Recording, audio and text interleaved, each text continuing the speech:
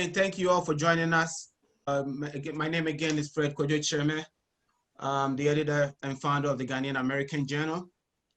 Welcome to the Fireside Chat series. We'll be joined this evening by a tireless son of Ghana, a gentleman and a father figure that I've known for many years. He goes by the name of Dr. Kofi Boateng, and he's popularly known by Kofi Europa due to his tireless work that he's done moving the Europa issue forward. And as many of you have known, it's a law of the land of Ghana as we speak. So today we're going to spend some time talking about Europa and its implications for the 2020 elections and beyond. So again, welcome, and thank you for joining us. Dr. Kofi Boateng, please give me a chance to introduce him a little bit. Dr. Kofi Boateng is the Executive Director of the West Harlem Development Corporation. He is a heavyweight in the Ghanaian community in New York due to his tremendous involvement in the community. He's a former chairman of the NPP USA, that's a long time ago.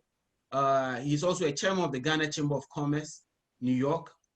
He's a founder of Traders International and the board chairman of the Progressive Alliance Movement, the grassroots organization that has successfully challenged the Electoral Commission of Ghana, the Supreme Court, to implement Act 699, Representation of the People's Amendment Act, as we all know it, ROPA.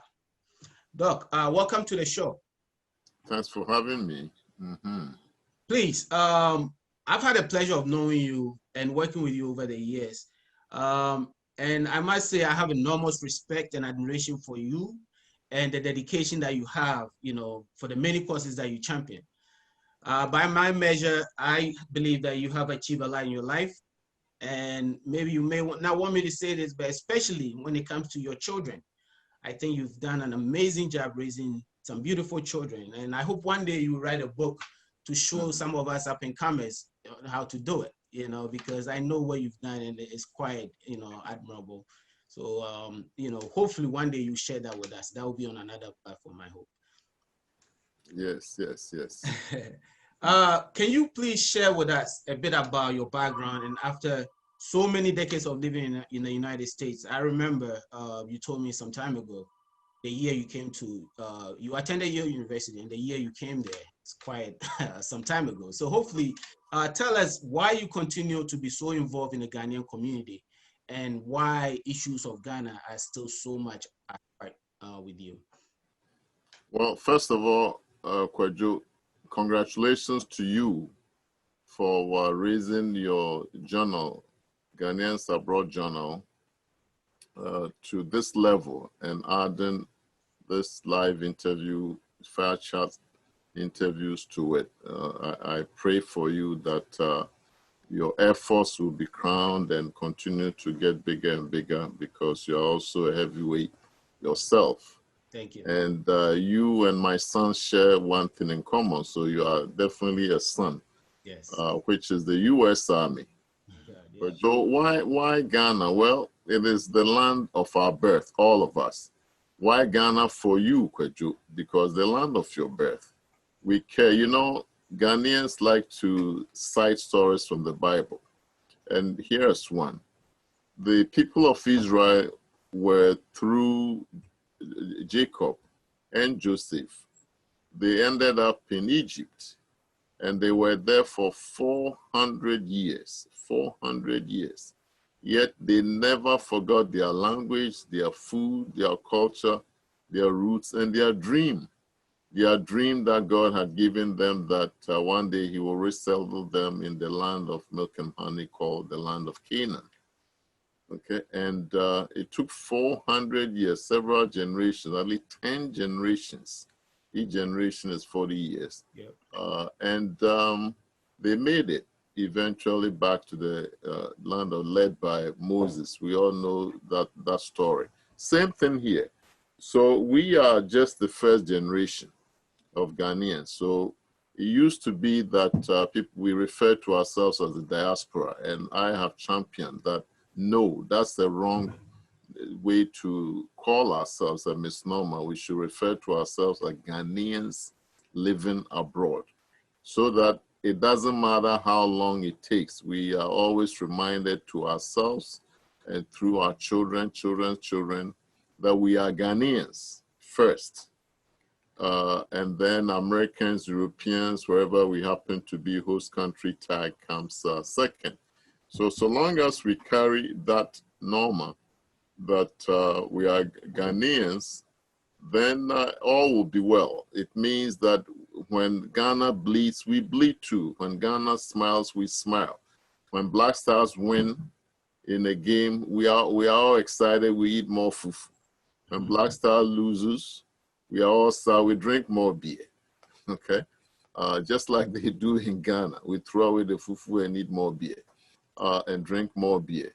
So it is that Ghana is in us, and to the extent that we live in lands where things are comparatively better than Ghana, it concerns us, and we want to see things better for ourselves too. And so that is the reason, very simple and very biblical. Okay, thank you very much for that. I quite remember that, you know, you spearheaded a group back in probably in the early 2000s or maybe earlier. 2005, yes. Oh, 2005, called Diaspora Committee, yes. Yes, and that was basically the genesis of, you know, the fight or the cause to champion Europa, you know, at the time, you know, which eventually became, you know, a bill in the Parliament of Ghana called Europa, right? And DVC, I believe, eventually evolved into PAM, which, you know, the organization that, you know, you are very much involved with. Can you tell us the evolution from DVC to PAM and the work that you've done? Yes. So those of us living abroad, Ghanaians living abroad, we know a thing or two. We know that, let's say the United States, when a bill is in the laws, the halls of lawmaking, such as Congress at the federal or state levels, the bill will not become law unless some people show interest in pushing it and writing whatever words that have to go with it, the legislation and what have you. So back in 2005, we had news, and it actually came to me through another person in the media business like you, called Jermaine Nkrumah with DTN, that the Ghana Parliament was deliberating on a law that would allow us Ghanaians living abroad to vote in Ghana's elections. Now, mind you, we're talking 2005, but back in 1992, this goes even farther than that. Back in 1992, the new Ghana Constitution had been promulgated. And in there, in Article 42, there's a very simple paragraph that says every Ghanaian who is at least 18 years old and is of sound mind has the right to register and to vote. That's it. You have to be a Ghanaian, 18 years old and of sound mind. Just three things. And those three things qualify you to be registered and to vote. It doesn't say you have to live in Ghana. It doesn't say you have to pay a special tax. It simply say 18 years and older, sound mind, and you can be registered and to vote. So something was wrong, because ever since even Ghana's independence, when Nkrumah's CPP took over, Ghanaians who work in the embassies and on Ghana scholarships had been voting. But as the numbers of Ghanaians grew over the years, the bigger numbers of Ghanaians were not voting. So there was a clear trend of discrimination going on.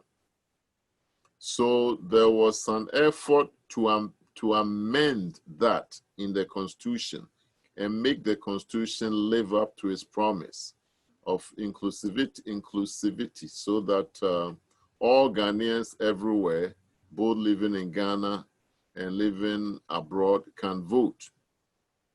And so that was the genesis of what was going on in Parliament. But think about it. If Ghana's Parliament in Ghana is debating on an issue that concerns Ghanaians living abroad, the common person in the Ghanaian street cannot relate to it. It's like, these people, they have it good, they are out, we are the ones here suffering. Why should they even vote? Why is the parliament wasting its time on this? Yeah, almost true, okay? We are the ones getting the bad end of the stick. How about them? They are living well, so why bother? So we decided, we being the Diaspora Vote Committee, that look, we have to go to Ghana and put faces to the issue. That was it. Because as we say in a proverb, that nobody drinks the medicine for the sick person. No matter, you can be whoever you are, you have to drink your own sick medicine when you are sick. So we put together a team of 13 people. We raised our own funds and we went to Ghana, took over the media, TV, radio stations, newspapers, everywhere, debated everybody and anybody. And the good news is that, and I took a second group to Ghana again in the following month. And good news is that on February 24th, Ghana Parliament passed what you cited, Act 699, called Representation of the People Amendment Act. To amend, it was very simple.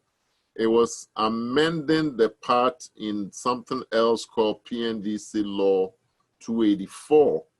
And it was PNDC Law 284 that disenfranchised the larger group of Ghanaians and made it only exclusive to the Ghanaians working in the embassies to be able to vote from abroad. So Act 699 amended PNDC Law 284 to remove, it actually removed the clause that says only Ghanaians working in embassies can vote and said all Ghanaians living abroad. So that was a big victory. And then it said the Electoral Commission, this I'm talking about Europa, Representation of the People Amendment Act, Europa, Act 699. Then the act said the Electoral Commission should come up with a constitutional instrument. Constitutional instrument is a document that spells out how you determine who is a Ghanaian, where they go to vote, the where's house and what's. The Electoral Commission should come up with that to implement Europa. Unfortunately, the act did not put an effective date. Okay, and we're going to talk more about that. We've been suffering for that commission. It didn't put an effective date, but it amended that, and so that's how. So the DVC, Diaspora Vote Committee, that I chaired and led them to Ghana, did its work in terms of getting the Europa law passed and as I said, putting faces to the issue in Ghana. Then when it wasn't, and we were expecting that the following election cycle in 2008, it would be implemented. Of course, we know it wasn't. And then it wasn't for 2012, it wasn't for 2016. And so the PAM, Progressive Alliance Movement, came together and started to work on the implementation. And we'll talk more about that. Okay. Yeah, I think it's worth mentioning that Europa, the act was passed during the term of President Jacob Kufuor. Yes. Yes, that's 2008. And 6. 2006, I'm sorry. Yes. Yeah, during his second term. Okay. So now we are in another NPP administration. And 14 years later. Yes, we're going to have a conversation about why this hasn't been implemented. But let me just also mention that, so between the time Europa was passed, we've had 4 presidential and parliamentary elections, including 2020. Yes. In your opinion, why do you think Europa hasn't been implemented? You know, they say that nobody gives power on a silver platter to somebody else, right?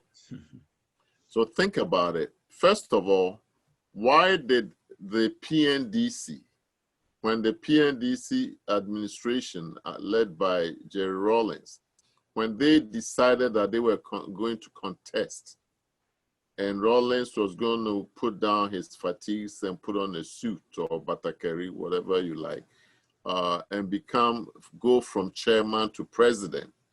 And then they found it necessary to go and create this PNDC law by decree, okay, while they were still the military leaders, to disenfranchise all of us. Why did they do that? Let's analyze that, and then we can find the answer to why did that continue. They did that because those of Ghanaians who left Ghana in the 80s, when Rawlings came into power, will know that Rawlings was single-handedly responsible for a lot of the emigration out of Ghana. Okay, the brutalization of Ghanaians, killing them, imprisoning them without cause, the hunger, the loss of jobs, all those, they're just simple hardship. The loss of freedoms just pushed Ghanaians out of the country in huge numbers. Nigeria being the largest recipient, even to this day, okay? But that served Rawlings just fine, because every Ghanaian who left, he saw as somebody who could have voted against him. And so there was no way Rawlings was going to allow Article 42 to operate and send ballot boxes after the Ghanaians who left. No way, because that would defeat the exact purpose that he had achieved by people leaving. So that is the reason why, in order for him not to be accused of not enforcing the Constitution, that they created the Article PNDC Law 284 to, in one fell swoop, disenfranchise the bigger numbers of Ghanaians. I estimate that there may be about 3 million Ghanaians living abroad, of which less than 30,000 work in the embassies. Okay, just about 1% work in the embassies. And so that was safe. After all, the people working in the embassies are appointed by the government. So that was safe, and they could count on those kind of votes. But they couldn't count on votes from people like me and those who came in the 80s. So that's where this comes from now. Fast forward, Rawlings goes away. Now we have NPP and NDC, okay, political parties. The ban on political parties has been lifted. And then what happens? They also see the same thing. NDC says, wait a minute, if we implement Europa, okay, yes, we agree they should have their right. Yes, we agree they've been disenfranchised. They should get a human right. All of that is true. But if we let them vote, then NDC says all the people who left because of Rawlings would vote against us. And they specifically mean those in the Americas and Europe.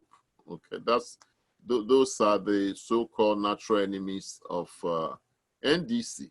And then NPP said, but wait a minute, if we let them vote, then all the people in Togo who have some kind of affinity to NDC will vote against us. Kwadwo, that is it. That is it. The two major parties in Ghana, each is afraid that when Europa is implemented, it will disadvantage it. And they only want to remain in power, as we say in Ghana, and chop. So Doc, in essence, you are saying that the two major political parties, the NPP and NDC, are playing political football, yes, for their own selfish reasons. Precisely. Now, yeah, but you know, the belief out there has been that NDC, yes, is against the passage of Europa or its implementation, and they've shown it over the years. But we hoped that under the MPP, you know, who, you know, it was the administration that passed the law, they will be running to implement the law because it benefits them somehow, because that's the opinion out there that Ghanaians abroad will vote for the NPP.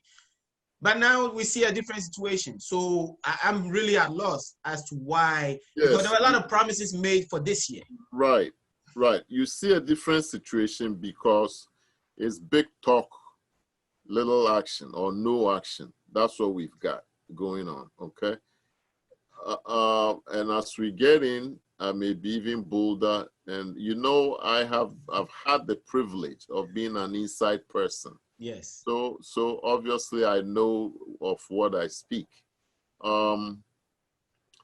Again, remember that nobody did a poll to find out exactly what would happen. Everybody is just afraid, Americans say, of the boogeyman, the unknown. They are afraid of the unknown.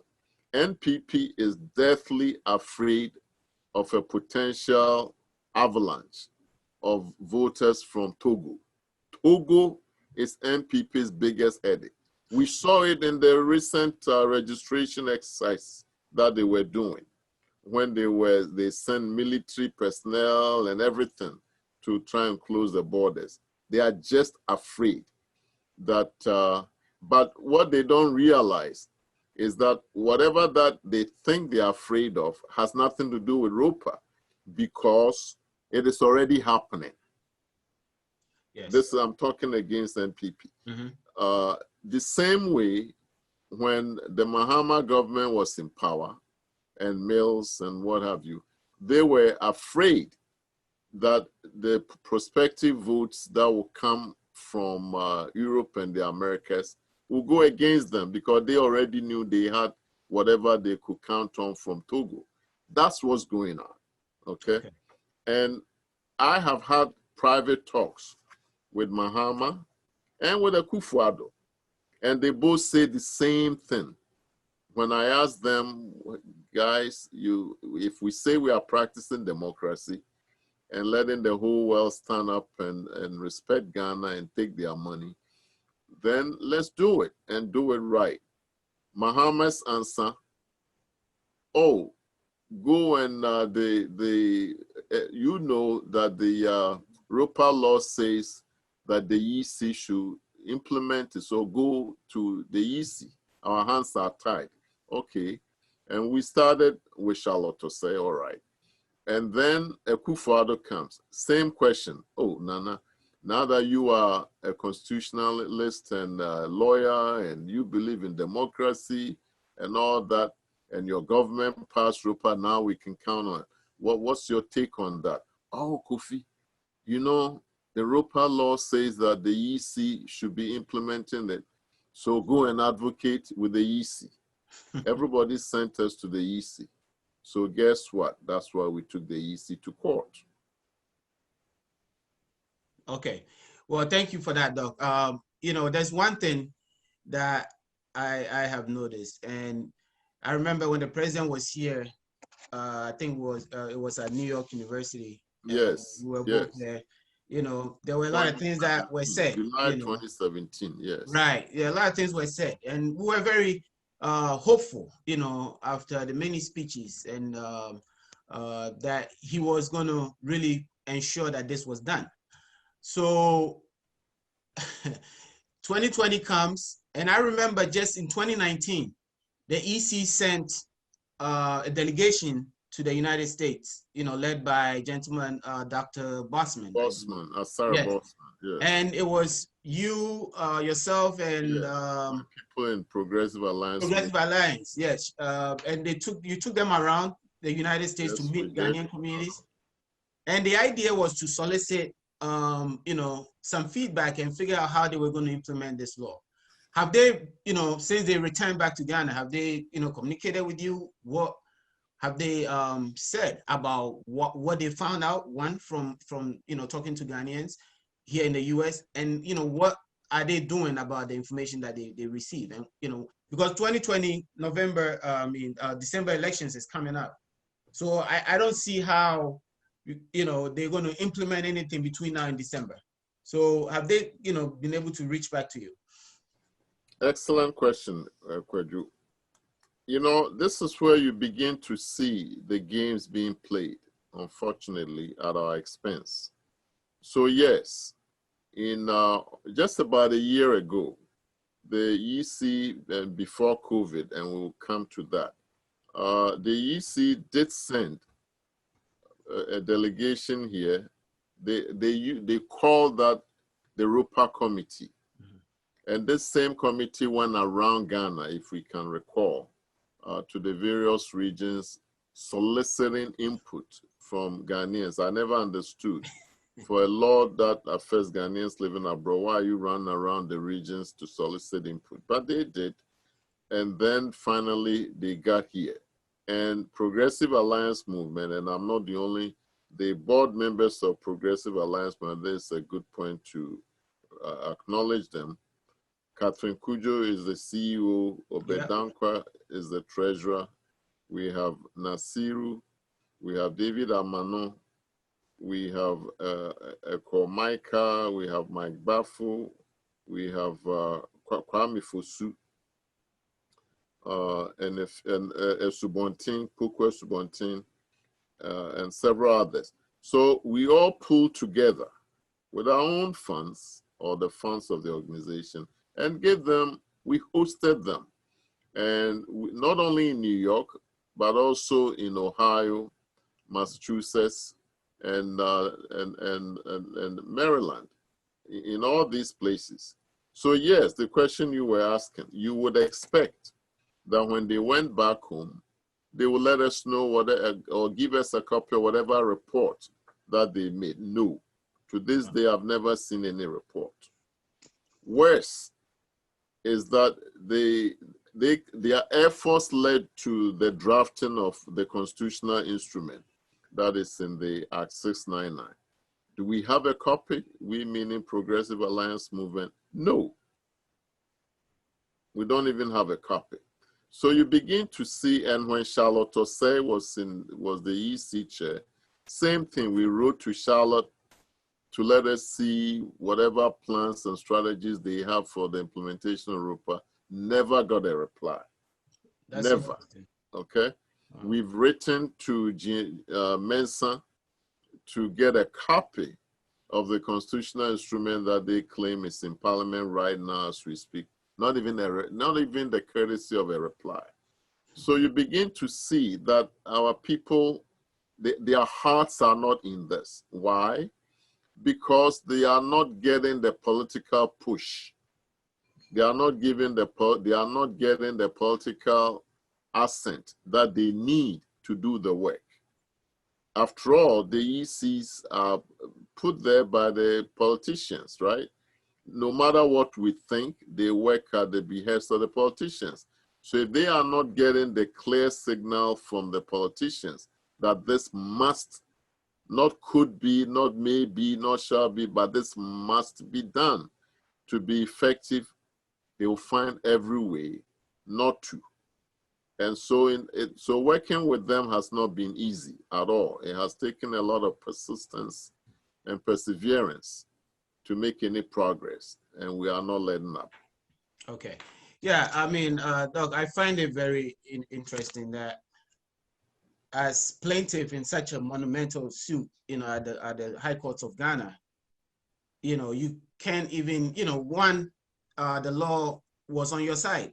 Yes. That the law, article, the Europa Act needs to be passed. Need to be implemented. So the courts of Ghana were on your side. And the fact that, they sent a delegation here to solicit feedback from the community, and you were able to still come together with them and help them logistically go around the country, and for them to go back to not reach back to you and say, hey, this is the report that we produced, from our visit, and this is what our next steps are. I find it very fascinating. And it's troublesome, yes. You've written letters to the EC, and there's been no response. I've heard that all over the place. Very troubling. But anyway, for some reason, we are not so surprised about some of these movements. But let's delve in a little further. What was your view, in terms of Pam winning that case at the courts? I mean, if the people of Ghana or the government does not see that we, as GLAs, Ghanaians living abroad, we have any formidable foundation or clout to challenge, or to kind of influence any of the big major decisions that go on in Ghana. How did you find that as GLAs, you were able to go to the courts of Ghana to win such a monumental case? Okay, now, sometimes you pray and then at some point, okay, you see the path that God has opened for you. It doesn't happen immediately, but it happens, and it takes patience, persistence, and perseverance. So first of all was trying to find a lawyer who would take this case. And we went through a lot of difficulties. A lot of the lawyers in Ghana also have political affiliations. In fact, all of them have political affiliation, anybody who has any kind of name. And so then they would tell us, oh, we'll take the case. You guys, you deserve da, da, da, da. And then later on, they will call and tell, oh, and they will drop us. Or they will give us a huge fee. One lawyer, whom I wouldn't name, but has made it to the Supreme Court, no less, now, give us a fee of $80,000 that he would charge. Of course, he knew that we would say no, okay? So that was his way of saying, forget it. And he's been rewarded since then with a Supreme Court seat. Another one came, and he said, oh, I'll take half of what the last lawyer was charging you. How did he know what the last lawyer was charging us? Okay? Yeah. So we went through all that, but we were not disheartened. And eventually we found a young man who was up and coming, whom most people didn't even know was a lawyer, but who was establishing a name in Ghana, in the media, called Samson Ladi Anyenini. And so he took on the case and said, I'll work with you guys. Whatever budget you come up with, I'll work with you. Okay? And then we got, this is where Providence opens the way. We were given a judge, Anthony Yabua, who we found out later on was an actor, had written a book on social justice. Guess that. He had actually written a book on social justice. So this issue of human rights violation was very dear to his heart. And he dedicated himself to this case. As a matter of fact, I happened to know subsequently that shortly that he got sick in the course of the case. And his family was pushing him to come to the US to get treatment. This is Dr. His Lordship, Anthony Yabua. And he said, this is something the family has intimated to me, that no, I will wait until this case is done because this case is very important. Wow. And I feel I have to give it my all. But if I don't do it, it will fall apart. So Justice Anthony Yabua, Kwadwo Anthony Yabua, stuck to it. And this was the last case he heard. Oh, and really? A few months later, he died. Wow. Yes. May his soul rest in peace. Indeed. May his soul rest in peace. Wow. He died. Okay. And so what was his pronouncement? Number one, he said that the EC, the Office of the Electoral Commission, had been deliberate over the years, over at that time it was 13 years, over 13 years in not implementing Europa. They had been deliberate. And he used another word, egregious, meaning hugely deliberate. Okay? Badly deliberate, if we can say that, in not implementing Europa. So that took away any kind of excuse. And then he said, they've also behaved as if they are the only ones who know how to do everything. And that they should begin to listen to us and work with us. Now, you said we cooperated with them when they came here last. This is the genesis of that. That's actually in the court order. And then he said he gave them 1 year that ended December 31, 2018, for them to implement, knowing that the elections were coming on in December 2020. He gave them till December 2018 for them to come up with the constitutional instrument. Okay? And then he said, do all these so that they will vote in 2020. Very clear. Very, very clear. And then what happened? The EC didn't do anything by December 31, 2018. They went to court. At that time, Justice Yeboah had been moved to the appellate court. And a new high court judge, Nicholas Abudapi, heard the case, and they pleaded for extension after 13 years. How do you go and ask for 1 more year of extension? But the judge gave it to them. We obviously opposed it. But the judge said, well, you know, there's a new EC chair and blah, blah, blah, blah. And he gave it to them. Okay, fine. So they had till January 2020.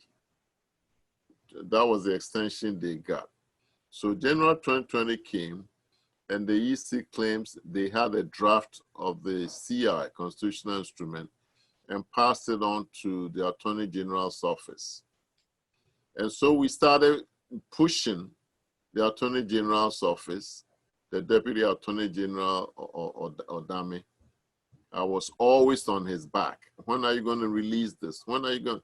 He got tired of me, and he actually wrote back to me saying, don't write to me again, don't call me, don't communicate with me. I'm tired of you. Wow. Folks, this is what we've gone through. For something that when it is done, what does Kofi Europa get? I get 1 vote. Kwejo, you get 1 vote. Catherine Kujo gets 1 vote. Everybody gets 1. That's all we get. The same thing everybody does. And for this, I get thrown out. Okay. Interesting. So, yeah. But eventually, it wasn't till about July that it actually made its way. This is something that was done in January. It took another 6 to 7 months sitting in the office of our Attorney General before it made it for something that they knew was needed for 2020 election. And then, of course, COVID came. Right. And gave them, COVID has done for Ghana's political parties and the EC what they couldn't do. Right. In court. Very interesting.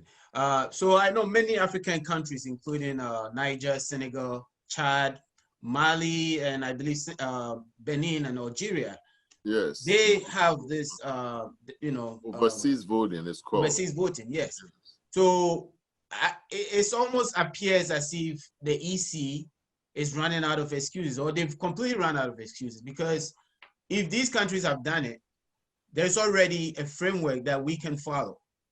And one thing I also know is that many legislatures, before they pass a law, will do a fiscal analysis to see how much the law, the cost of that particular act is going to be, so they're able to predict and see how much it's going to cost to implement such a law. I wonder if Ghana did that, when they passed this law, because they've always used the case of financial and logistical challenges. Right, right.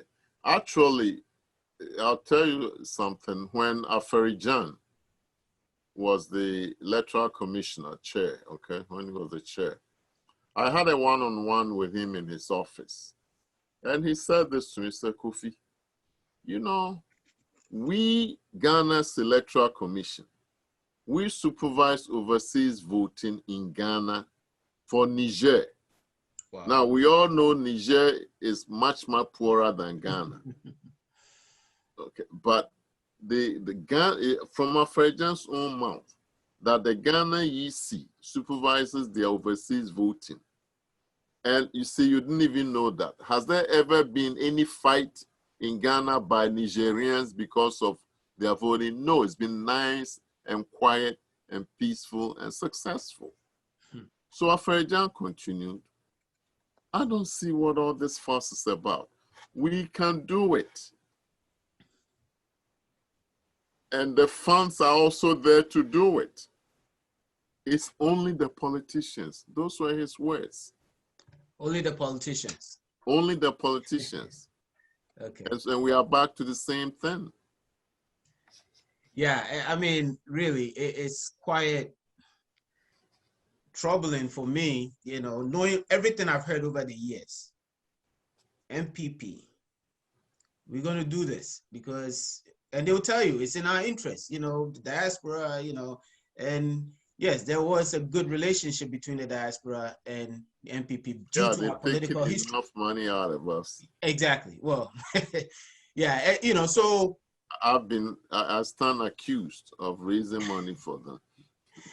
you know, it's something that we all find very troubling, but you've given enough reasons why this is happening.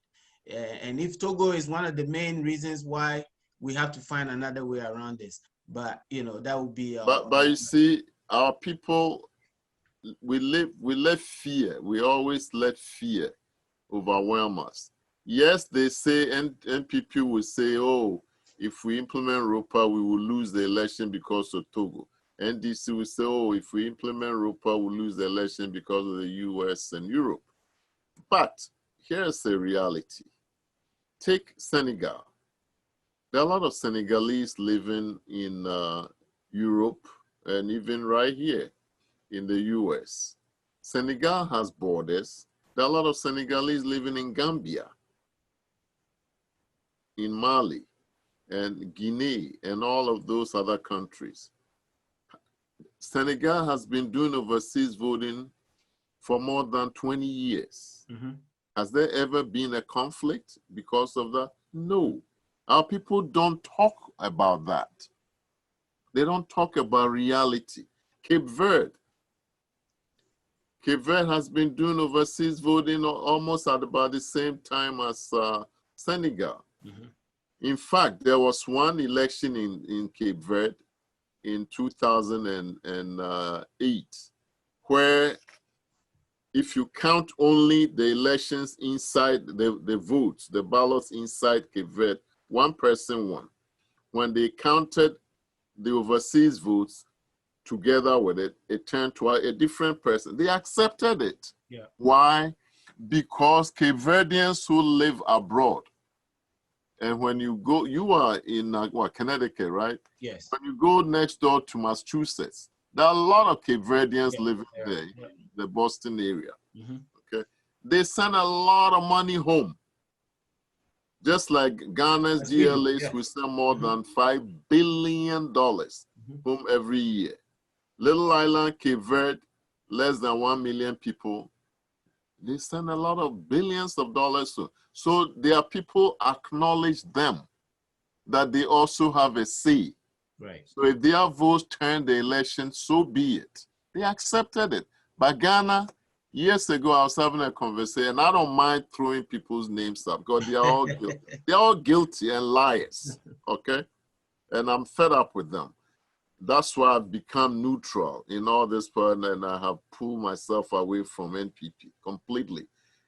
I was having a conversation with Osafo Mafu, the senior minister. And he said, Kofi, you know, with the Europa, we made a mistake.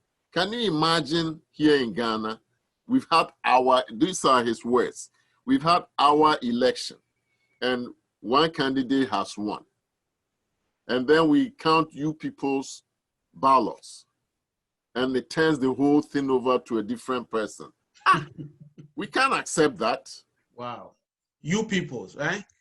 I'm glad you picked it up. I said I use the words intentionally. So wow. You will pick it up.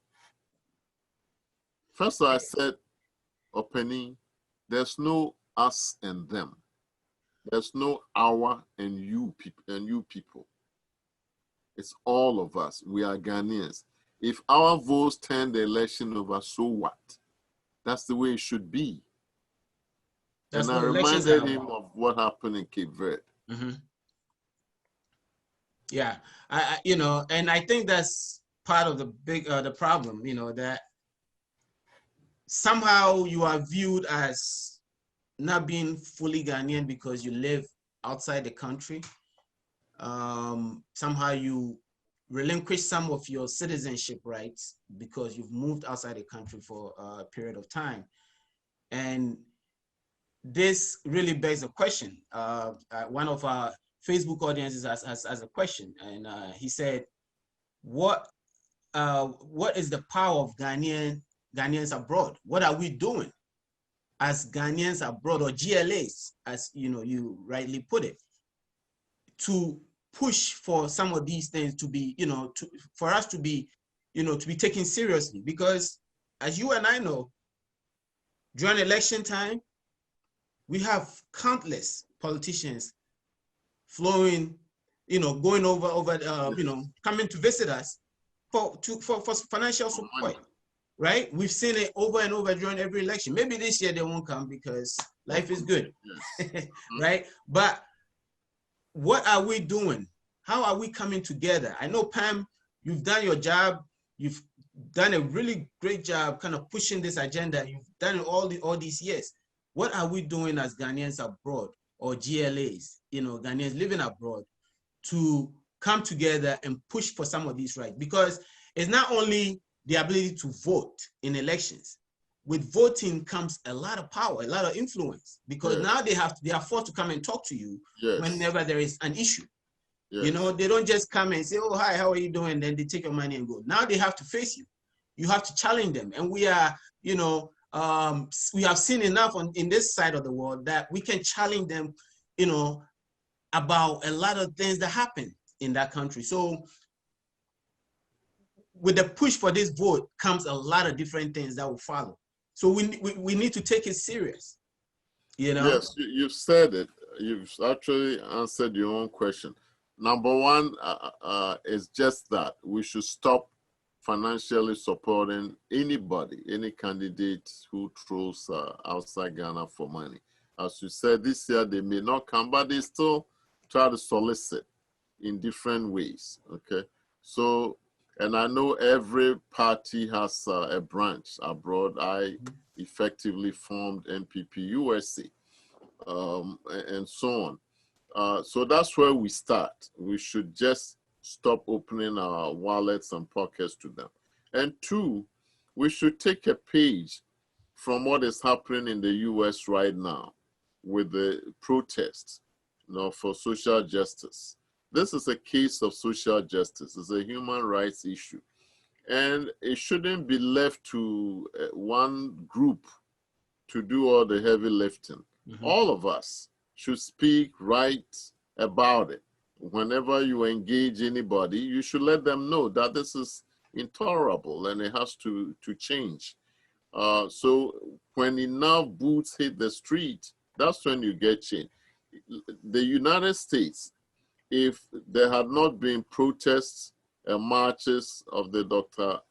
Martin Luther King group, Black folks, and that includes us, will still not be voting. Left to somebody to go unnamed, we still shouldn't be voting, okay? But people, that's why people hate protest, and then they hate the streets. That's why you see messages of social justice on the back of the jerseys of athletes, and on and on and on and on. Ghanaians, unfortunately, we tend to be apathetic when it comes to these kinds of issues. We are too concerned with looking for money to build a house in Ghana or what have you, that we tune out of everything else, unless it's a funeral or outdooring. That has to change. All these years, if we had really come out in our numbers to say we must vote, they will hear you. Yes. They will hear you. And they said, don't come to us looking for money if we are not going to vote. Let us vote first, and then we'll talk money later, not the other way around.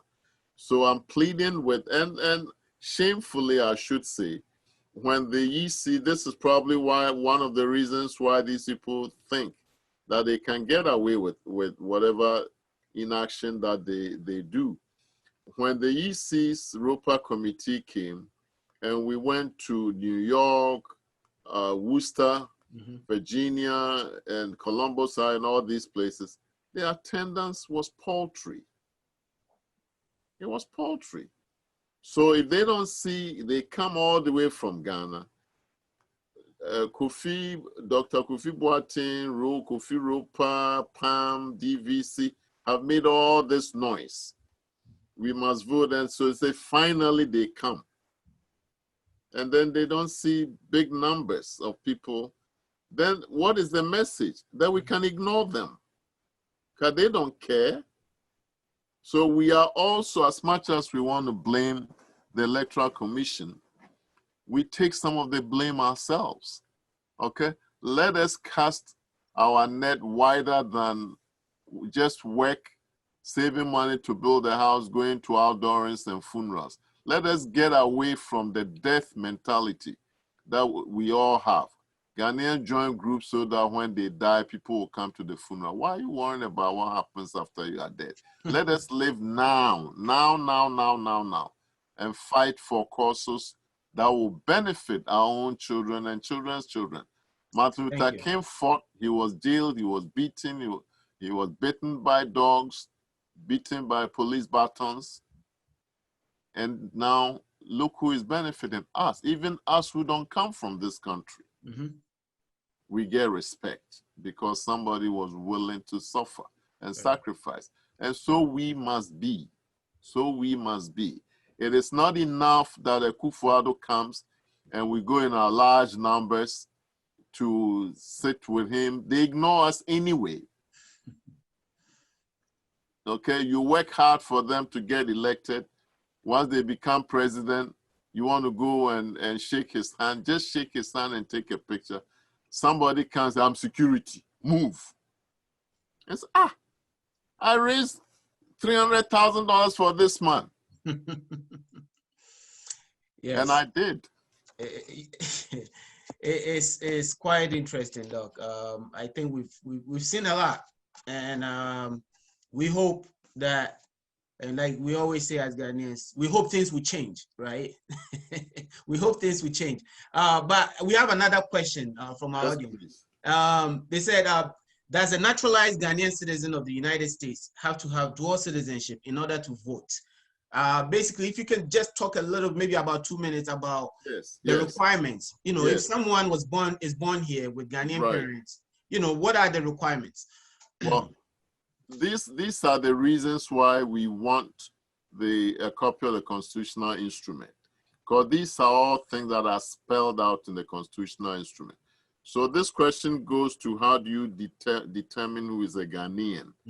So you obviously the possession of a Ghana passport is an easy one, and the possession of a dual citizenship certificate is another one. So just those two documents. Let's forget about birth certificate and all that for a moment. But I would advise those of us Ghanaians who have taken American citizenship or European citizen of any other country over there and not bothered to take advantage. We fought for the dual citizenship dispensation. Let's take advantage of it so that because that day will come when we shall vote, and we shall vote, I guarantee you. Even if I have to come out as a ghost to haunt them to make us vote, one day it will happen.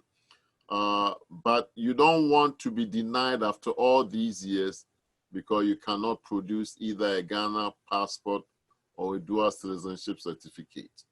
So whatever you must do to get it, please do. Don't throw away your Ghana citizen. Is given to you, it's recognized. Dual citizenship amendment, and we fought for them. Very good. Thank you, Doc. Thank you. So my final question to you is, oh, sorry about that. I think we had an interruption. Are you done? Yeah, think we had. Okay, good. Thank you very much. So yeah, my final question to you is this: we know we only have a couple of months before the next election. In your best estimation, what do you think is going to happen between now and December as regards to Europa? I think we all know that the writing's on the wall. Well, What do you think? it's not, I don't even have to guess. The EC has come out with a demand whose name you mentioned, the Deputy Commissioner, Sarah Bosman, has said that there will be no Europa implementation in 2020 because of COVID-19. Now, as I said, COVID-19 has become a very convenient excuse for them. They didn't want to do it in the first place, but the court order and PAM were pushing them to do it. But now they have the Hail Mary COVID-19, and they are using as a nice, convenient excuse. So that's where that is. Very interesting. Very interesting. But we at PAM are insisting that no matter what, if Ghanaians living abroad, GLAs, are not going to vote, then nobody should vote from outside. That means the people working at the embassies, the ambassadors, the workers there, none of them should also vote. And that one we are watching. And we've written to the EC that they dare not do that, because that would be obvious discrimination, and we will fight them and we will expose them. Very good, because they've already used COVID-19 as a reason why Ghanaians abroad cannot vote. So they've kind of, they've done it to themselves, and you have a very valid reason to challenge them, in court if that does happen. Yes. I really appreciate, your time on this, Doc. Allow me to just say a few words here. I believe that as Ghanaians living abroad, we've shown over the years that we have a lot to offer. We have so much to offer, indeed. If you look at the various countries that you can find Ghanaians, especially in the UK, in the USA, and all these other countries around the world, we consistently give back, go back home, and we are always looking at ways to help the country grow. We've done that consistently. So there is no question about our support or our unflinching patriotism. Nothing of that can be questioned, even though that attempt has been made in the past that we are not patriotic enough because we moved outside for better for greener pastures. So I also remember that when the Diaspora Affairs Office was set up by the President Kufuor, a lot of Ghanaians were jubilating, because it was for the first time we have a Diaspora Affairs Office. But let's ask ourselves, why was that office set up in the first place? Because after many decades, they've realized that we have so much to offer that it was key that they set up something in recognition. In fact, if you look at this current government, there are several Ghanaians living abroad that have gone home to be part of this government. And, yes, all the work they're doing, you can tell whose hands are in it, okay? So there's no question about our support, our excellence, our patriotism, everything. So the point of this is that we need to continue to push for this law to be implemented. We need to continue to support groups like PAM to do their work. Let us go to their website, www.pamgh.org. Let's donate to support their efforts. There are a lot of court fees. If somebody wants to write to me and make a contribute, send it to Kofi B at PA for Progressive Alliance, pamovement.com. Kofi B at pamovement, all one word. Okay. .com. Okay. All right, Doc. Thank you very much for your time. Let's not lose hope. We'll get there. We appreciate your time, and I think this is a conversation that we're going to continue to have. So thank you for the work that you're doing, and we'll be calling on you again for another conversation. Good job, Kojo. Keep it up. Thank you very much. And audiences, thank you for your time. This will do it for us. Thank you for joining us, and we hope you have a wonderful weekend. Thank you again. Thank you all.